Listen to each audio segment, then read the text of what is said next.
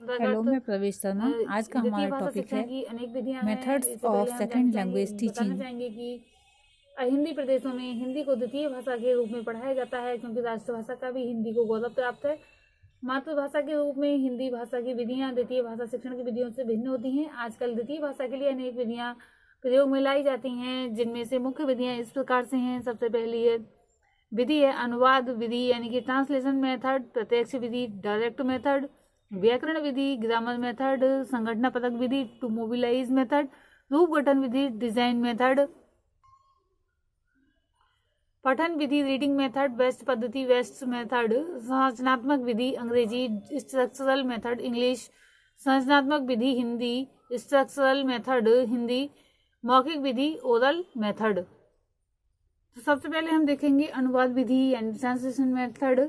अनुवाद एक भाषा से अर्थ का संचार है, अर्थात लक्ष्य भाषा में अर्थ को समझना है।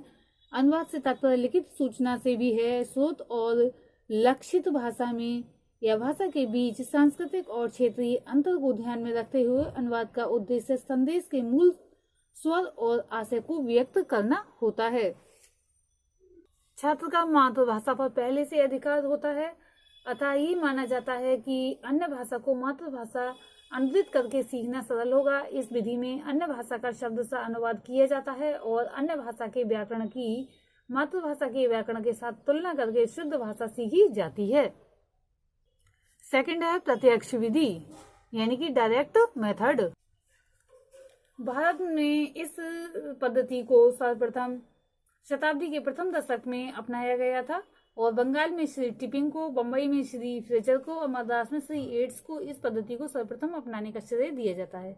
इस पद्धति में वार्तालाप, मौखिक कार्य एवं बोलने के अभ्यास पर बल दिया जाता है।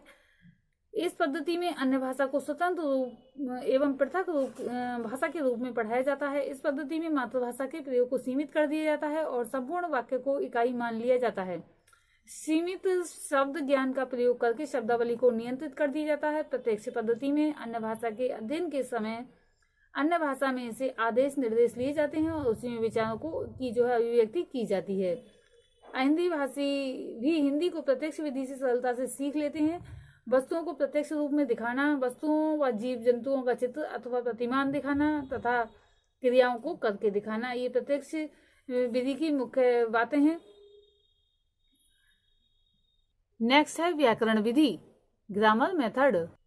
इस विधि में इस पद्धति में सबसे पहले व्याकरण का ज्ञान करवाया जाता है। शब्द, वाक्य की परिभाषा तथा संज्ञा, विशेषण, कारक आदि पहले पढ़ाने होंगे। इस पद्धति का व्यवहार संस्कृत पढ़ाने हेतु किया जाता है। कुछ विद्वानों का कथन है कि हिंदी को राष्ट्रभाषा के रूप में पढ़ाते समय व्याकरण पद्धति का प्रयोग नहीं करना चाहिए। व्याकरण विधि में सरसता नहीं है, इसलिए छात्रों में रुचि का विकास नहीं हो पाता है। नेक्स्ट है संगठना परक विधि, टू मोबिलाइज मेथड। प्रत्यक्ष विधि के दोषों का निवारण करते हुए संगठनात्मक विधि का प्रयोग किया गया। शब्दावली पर बहुत बल देने की जगह भाषा संगठना पर बल देना और स्वाभाविक संवादों द्वारा, मौखिक कथनों द्वारा अभ्यास इस विधि की विशेषता है। आरंभ में इसे सेना विधि कहा जाता था, क्योंकि द्वितीय महायुद्ध के समय अमेरिकन सैनिकों को द्वितीय भाषा सिखाने के लिए इस विधि का प्रयोग किया गया। मौखिक अभ्यास पर बल देने से इसे श्रव्य भाषा विधि भी कहते हैं। भाषा विज्ञान का आधार होने के कारण इसे भाषा वैज्ञानिक विधि भी कहा जाता है। नेक्स्ट है रूप गठन विधि, डिजाइन मेथड। अंग्रेजी सिखाने में इस पद्धति का प्रयोग प्रायः होता रहा है। वाक्यों के कुछ गठन बालक के सामने रखे जाते हैं। प्रत्येक भाषा का अपना वाक्य गठन। इस वाक्य गठनों के माध्यम से छात्र आसानी से नवीन भाषा को ग्रहण करते चले जाते हैं। हिंदी में संज्ञा के लिंग का प्रभाव क्रिया पर पड़ता है, जो बात अन्य भारतीय भाषाओं में नहीं है। अतः हिंदी की वाक्य संरचना छात्रों के सामने रखी जानी चाहिए। जैसे मोहन स्कूल गया, संज्ञा एक वचन पुल्लिंग है। राधा स्कूल गई, संज्ञा एक वचन स्त्रीलिंग है। मोहन और राधा स्कूल गए, संज्ञा और बहुवचन है। नेक्स्ट है हमारा बेस्ट पद्धति। इस पद्धति को भी डॉक्टर वेस्ट ने अंग्रेजी पढ़ाने हेतु ही विकसित किया था। इस पद्धति में शिक्षण वाचन से प्रारंभ होता है। वेस्ट की दृष्टि से किसी भी नई भाषा का पढ़ाना सीखना या वाचन सीखना सबसे कठिन है। भाषा का बोलना और लिखना सीखना सरल होता है। वेस्ट विधि में वाचन, लेखन तथा वार्तालाप की शिक्षा पृथक पृथक विधियों द्वारा दी जाती है। मनोवैज्ञानिक दृष्टि से वाचन, लेखन और वार्तालाप को साथ साथ ही सिखाया जाना चाहिए। पृथक पृथक नहीं, कहीं कहीं आवश्यकता पड़ने पर इसमें अनुवाद विधि का भी सहारा ले लेना चाहिए। नेक्स्ट है हमारा पठन विधि, क्योंकि पठन विधि बीच में छूट गया था। रीडिंग मेथड,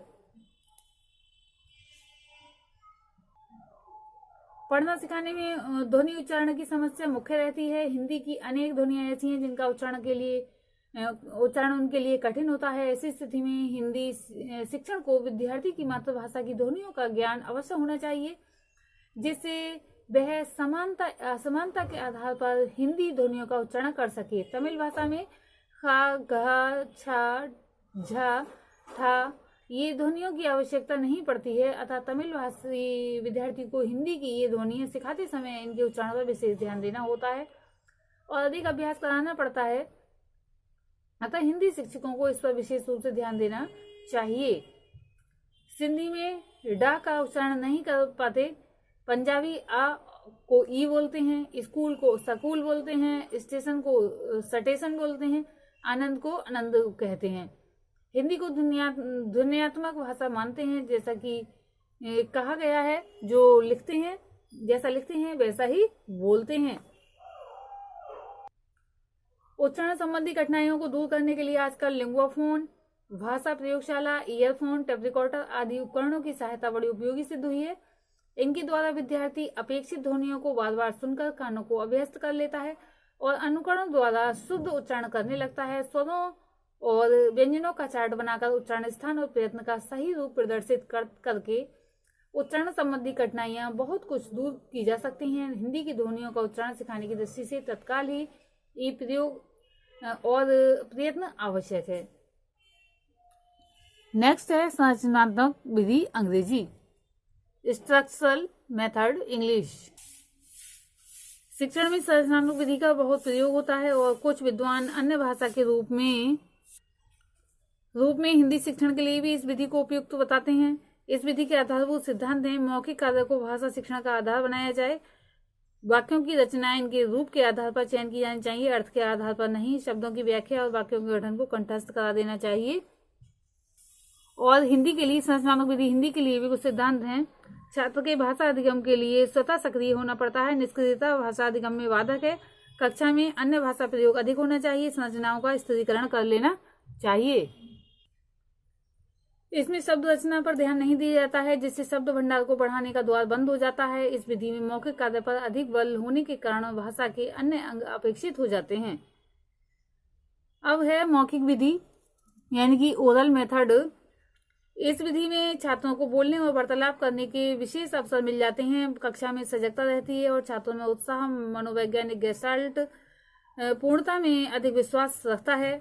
मनोवैज्ञानिक गेस्टाल्ट है जो किसमें पूर्णता में अधिक विश्वास रखता है, अर्थात वाक्य पहले सिखाए जाएं। राष्ट्रभाषा में बोलना सिखाने से उच्चारण भी शुद्ध होता है तथा राष्ट्रभाषा पर अच्छा अधिकार हो जाता है। अनुवाद पद्धति के दोष भी इस पद्धति से जो है कम हो जाते हैं। आज के लिए इतना ही, धन्यवाद।